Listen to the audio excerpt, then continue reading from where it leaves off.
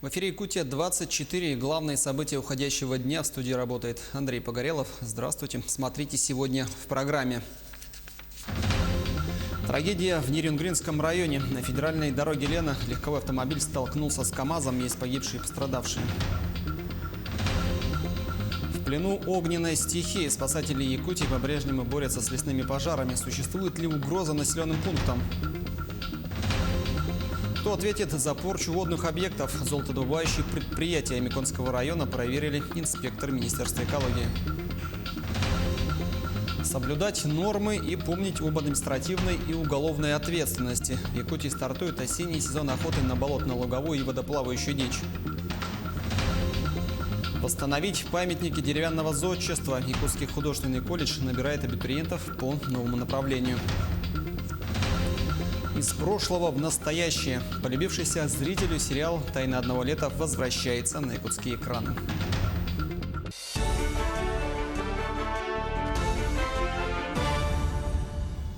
Страшная авария с участием двух автомобилей произошла сегодня в Нерюнгринском районе на 380-м километре автодороги Лена. Столкнулись легковой автомобиль «Тойота» и КАМАЗ. Кто же стал виновником кровавого ДТП, разбиралась Александра Цыбикова. 9 человек находилось в салоне легкового автомобиля Toyota Mark II. В результате столкновения иномарки и КАМАЗа 5 человек погибло на месте, 4 были срочно госпитализированы. На 3 бригадах скорой медицинской помощи и доставлены пострадавшие в Нерюнгринскую центральную районную больницу. Пострадавший самый тяжелый, который был доставлен первый. Он находится сейчас в реанимационном отделении, ему проведена операция в полном объеме. Но состояние остается также крайне тяжелым, прогнозы пока мы никакие не даем. А лечение он получает, лекарственные препараты есть в наличии. Остальные пострадавшие также, один продолжает лечение в реанимационном отделении, и 2, как вот утром говорилось, продолжают лечение в травматологическом отделении. У нас уже идентифицированы их личности, уже, значит, проведен диагностический поиск, в полной мере выставлен клинический диагноз. В принципе, лечение можно продолжать в наших условиях. Так как это было экстренно, мы выдыхаемый воздух у них не проверяли, но взяли у них кровь на содержание этилового спирта у всех пострадавших. Поэтому результаты будут, которые покажут, находились ли они в состоянии алкогольного опьянения. По имеющимся данным, компания подростков остановила попутный автомобиль, чтобы добраться из города Нерюнгри в поселок Чульман. Несмотря на то, что в салоне находилось уже достаточное количество пассажиров, юноши и девушки разместились на коленях друг у друга. Водитель КАМАЗа видел встречный автомобиль, который вилял по дороге, и остановился во избежание непредвиденных маневров иномарки. Водитель иномарки выехал на полосу встречного движения, совершив лобовое столкновение. Пока еще данные не все установлены, но уже точно известно, что погиб 15-летний подросток, ему только в октябре исполнилось бы 16 лет, и 2 17-летних пострадали. По данному делу ведется расследование, мы будем держать вас в курсе событий. Александра Цыбикова, Захар Головин, Нерюнгри. Свои соболезнования семьям погибших в аварии выразил и АСН Николаев. Об этом руководитель региона написал в своем аккаунте в Инстаграм, выражая глубокие соболезнования семьям погибших в страшной аварии на трассе Лена. Глава Якутии отметил, что необходимо ценить жизнь, соблюдать правила дорожного движения и беречь своих близких. Количество лесных пожаров в Якутии за сутки уменьшилось на 38 очагов. По состоянию на 18 часов на территории республики действуют 125 лесных пожаров на общей площади 881 тысяча гектаров.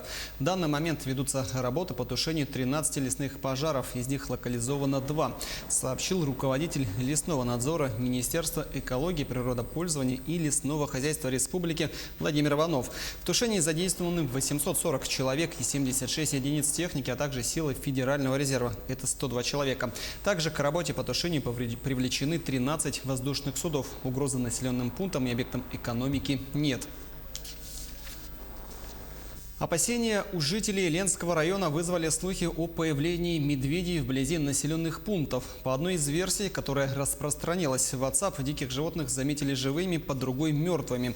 Однако столкнуться с хозяином тайги лицом к лицу никому не хочется. К тому же, по одной из видеоверсий, медведь загрыз грибника. Наши коллеги проверили поступившую в соцсети информацию. В полиции сведения опровергли. В Комитете охраны природы обращений не было. Хотя в комментариях в соцгруппах люди рассказывали, что видели хищника хищников вблизи поселков Витим и Нюе. В любом случае, экологи рекомендуют соблюдать меры предосторожности вблизи лесных массивов и водоемов. Я лично видел вот это, да, вот в группе скидывали, мы посмотрели его. Люди не называют именно какая местность. Большое количество выхода медведя фиксируется в Чандинском месторождении. Пишут заявление на имя министра экологии, природопользования и лесного хозяйства Сахамина Милановича Афанасьева. И после этого мы ходатайствуем, они отправляют сюда, мы ходатайствуем. Приходит решение, и уже мы находим охотников, которые берут лицензии на регулирование численности. Уровень воды на реке Лени упал ниже проектных значений впервые за долгое время. Такое явление наблюдается на среднем и нижнем участках реки. На сегодняшний день уровень снизился на 80 сантиметров. За сутки он мельчает на 12 сантиметров. За неделю уровень воды упал на 1 метр. Есть вероятность, что ситуация может значительно затруднить навигацию, в связи с чем может измениться график пассажирских перевозок. Посадку нам придется производить либо на Даркалахе, либо же на причале ООО «Ленское объединенное речное пароходство». Для скоростного флота тоже это не очень безопасно, потому что если вода также будет падать, к примеру, у скоростных судов на воздушных крыльях СПК, осадка от 2,20 и выше. То есть есть опасность. Опасность именно для пассажирского флота. В рабочем порядке будем друг другу помогать. Флотские все дружные. Будем просить помощи, если надо будет, у пассажирского аэроуправления, у лодочников. Да? К тому же из-за снижения уровней воды на территории города пострадали и частные маломерные суда. Лодки, стоящие на платной лодочной станции, в прямом смысле слова стоят на суше. Теперь владельцам техники придется выгружать с парковки свои катера. Как сообщили в инспекции по маломерным судам, подобного явления давно не наблюдалось. На сегодняшний день любой маршрут, который вам кажется постоянным, это постоянные маршруты, по которым осуществляются свои путешествия в маломерные суда, лучше воздержаться, потому что те самые знакомые маршруты, по которым мы постоянно двигаемся, они сейчас маленько преображаются в связи с низким уровнем воды и могут выйти что угодно, начиная от мели, кончая каких-нибудь валунов, камней, заброшенных барж, утопленного металла, чего угодно, что в принципе может быть довольно опасно для судоводителя. Это предсказать невозможно, что находится у нас под водой на определенной глубине, на том или ином участке. Ряд нарушений выявили сотрудники МЧС во время внеплановой проверки в дошкольных лагерях Якутска. На детской даче «Лесовичок» они инспектировали систему пожаротушения и оповещения. Там сегодня отдыхает 108 детей с 4 до 7 лет. Лагерь обеспечен лицензионной охраной общественного порядка, работает персонал, обученный мерам пожарной безопасности. По итогам проверки специалисты дали замечания в части обустройства водоемов. Необходимо оборудовать подъездные пути, а также убрать сухую траву на территории лагеря. Стоит добавить, что этим летом по всей республике более чем в 600 лагерях отдохнули около 60 тысяч детей.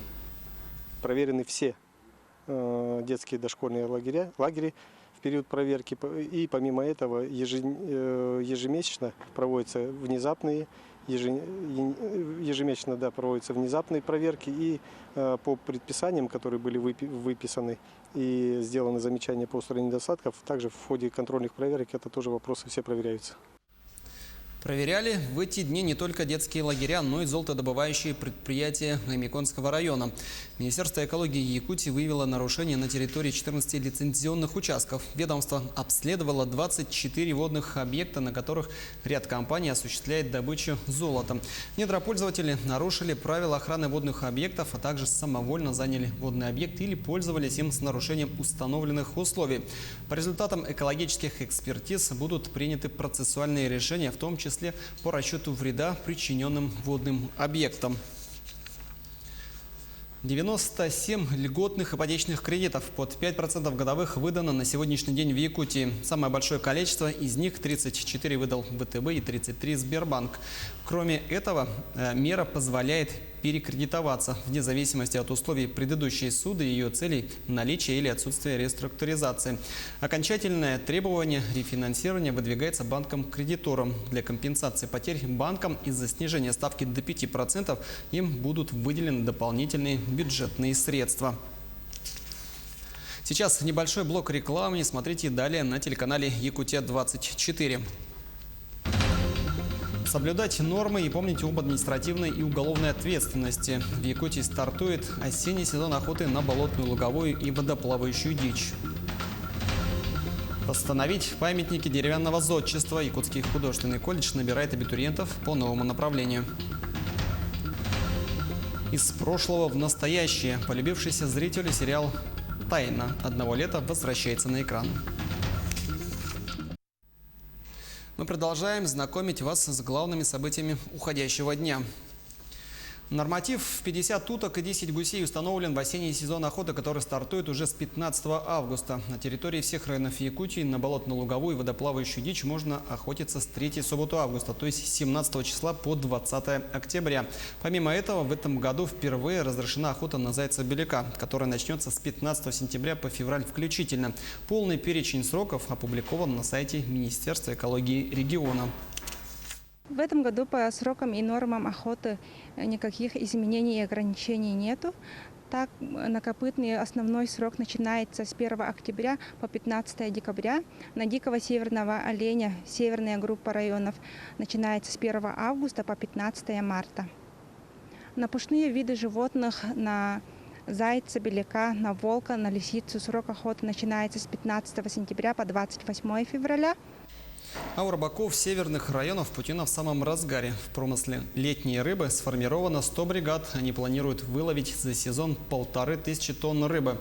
Но в связи с низким уровнем воды и с теплой температурой в реках рыба не выплывает на поверхность. Это стало причиной отставания от плана. Если в прошлом году в это время бригады выловили 300 тонн, то на данный момент удалось поймать всего 224 тонны. Общий же план составляет 1280 тонн. Из них 600 планируют привезти в сентябре в Якутск. В целом по республике порядка 118 миллионов рублей предусмотрено. В этом году на промышленный лов рыбы направлены порядка 34 миллионов рублей. В этом году этот уровень сокращен наполовину. Половина средств перенаправлена на модернизацию рыболовецких хозяйств. Это будет усилена работа части модернизации крупных рыболовецких хозяйств. В этом году приобретено по данному направлению 3 маломерных судна. Это СПК КРУ «Аллаиха», артель «Арктика», Булунский улус и родовая община «Чукуровка». Сегодня свой день рождения отмечает депутат Государственной Думы Галина Данчикова. С юбилеем одну из ярчайших женщин-политиков Якутии поздравил глава региона Айсен Николаев. Он отметил, что сегодня Галина Иннокентьевна успешно представляет интересы якутян в Государственной Думе, всей душой болеет за будущее родной республики. При этом она всегда остается деликатным, скромным человеком, умеющим слушать людей и воспринимать все их проблемы. Главный оператор эфирной, теле- и радиопередающей сети республики отмечает 18-летие. Сегодня российская телевизионная и радиовещательная сеть в Якутии – единственный оператор, отвечающий за доставку зрителям общероссийских бесплатных телеканалов. С чего все начиналось и о планах на будущее расскажет Саргалана Федорова. Ровно 18 лет назад вступила в строй система эфирной телерадиопередающей сети. Но история самой станции началась еще 53 года назад, когда у жителей республики появилась возможность принимать сигналы центрального телевидения. Заработала наземная станция системы «Орбита». В 2013 году станция «Орбита» была реорганизована. Здание реконструировали. Сейчас это центр формирования мультиплекса. В нем размещены оборудование для передачи сигналов региональных программ на космический аппарат. В 2001 году все объекты вещания объединили в единое предприятие. По кирпичику воссоздали существующую сейчас систему. Результат 18-летней работы РТРС – 211 объектов цифрового вещания, которые охватывают более 900 тысяч телезрителей, 3 структурных подразделения, аварийно-профилактические группы в 7 районах республики.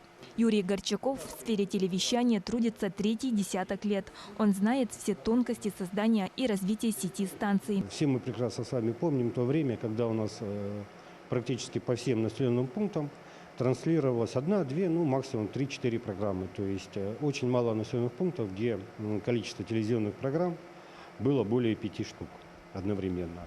С приходом цифры, с приходом новых технологий, сейчас мы имеем возможность транслировать одновременно 20 программ. То есть первым мультиплексом 10 телевизионных программ и вторым мультиплексом тоже 10 телевизионных программ. Вместе с этим изменился и принцип телевещания. Трансляции сегодня мониторят через спутниковый канал связи. Здесь диспетчерская служба круглосуточно контролирует бесперебойную работу цифрового телерадиовещания во всей республике. Следим за их правильной работоспособностью, следим за температурой. Если какие-то аварийные ситуации у нас появляются, мы отправляем туда людей. Люди у нас выезжают, работают как можно оперативно. Сегодня РТРС с уверенностью смотрит в будущее. Переход на интерактивное телевидение высокой четкости, увеличение эфирного времени до 5 часов для трансляции региональных программ, затем развитие третьего мультиплекса. Этим сегодня живет и дышит компания. Саргалана Федорова, Григорий Хлопков, Якутск. Восстанавливать памятники деревянного зодчества будут студенты Якутского художественного колледжа. Там начнут готовить будущих реставраторов. В этом году учебное заведение планирует набрать 10 студентов. Обо всем и по порядку расскажет Саргалана Захарова. Более 200 абитуриентов в этом году подали документы в Якутский художественный колледж. Традиционные направления – живопись, дизайн и прикладное искусство в этом году дополнила новая специальность – реставрация. Студентов будут готовить на базе практически своего будущего работодателя. Учебное заведение заключило договор о сотрудничестве с частной организацией, занимающейся восстановлением памятников деревянного зодчества. Ребята будут учиться на их базе. Да. Интенсивная работа ведется по направлению подготовки кадров, нужных специалистов в регионе. Да. В первый поток планируют набрать 10 студентов, по 5 на платной и бюджетной основах. Без работы будущие выпускники не останутся, уверены преподаватели. Только в республике порядка 2000 объектов деревянного зодчества, которым необходимо вмешательство реставраторов. Пришли абитуриенты. В основном уже готовые мастера, есть такие именитые фамилии. У нас очень много старых деревянных зданий, которые можно оставить как наше наследие. Есть среди будущих реставраторов и те, кто решил кардинально поменять свою сферу деятельности. К таким относится и Александр Антипин. Первый диплом получил по специальности электромонтажник, но по профессии так и не устроился на работу. Теперь решил заняться тем, к чему душа лежит больше. Мне ближе черчение, рисование. Но я всю жизнь рисую сам, самоучка. А так нигде ни профессии никакой не было у меня. Сам, продвигаюсь. И решил поступить. Может, попробую. Освоить новую профессию можно в любом возрасте. Главное, чтобы было желание. Немаловажна и подготовка. В век информатизации, как говорят преподаватели, это доступно всем. Задания вступительных этапов можно найти на сайте колледжа. И даже самородки, как Александр, могут смело конкурировать с абитуриентами, у которых за спиной годы в школах искусств. Есть самородки из глубинок, из улусов. Мы идем навстречу таким ребятам. Они всегда... из улусов, например, там... из маленьких поселков нету там художественных школ, никто с ними не занимается, но у ребенка есть от природы талант. Теперь перед абитуриентами последний решающий этап. Реставраторам, как и другим прикладникам, предстоит проявить себя в лепке. Но второе задание. Вместо орнамента они должны будут сдать черчение. Кто справится со всеми заданиями и поступит в учебное заведение, станет известно уже 17 августа. Саргалана Захарова, Джулстана Иннокентьев, Якутск. В свою очередь, оптимизация в сфере культуры принесет Алданскому театру юного зрителя новые перспективы. На волне перемен ТЮЗ получит статус юридического лица и будет покорять новые горизонты в ранге профессионального театра. Руслан Павлов узнал о тонкостях долгожданной реорганизации.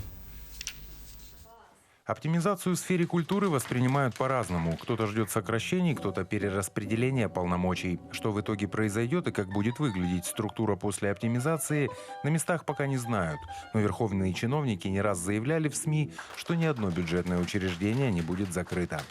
Мы же не говорим о количестве тех людей, которые работают на сцене. Да, у нас вот в Якутии 11 театров. Ну, театральное учреждение, 10 театров и один вроде театрально-зрелищное учреждение, театр эстрады. Является ли он театром? Каноном, да? Это еще спор, но тем не менее у нас 11 учреждений получают финансирование из бюджета нашей республики. Я же говорю о том, что ты сам сказал, да, культуры много не бывает или мало не бывает, артистов мало не бывает. Мы поддерживаем наш талант. У нас республика много вкладывает в то, чтобы у нас было и хоровое направление, чтобы и эстрадное направление, драматическое искусство.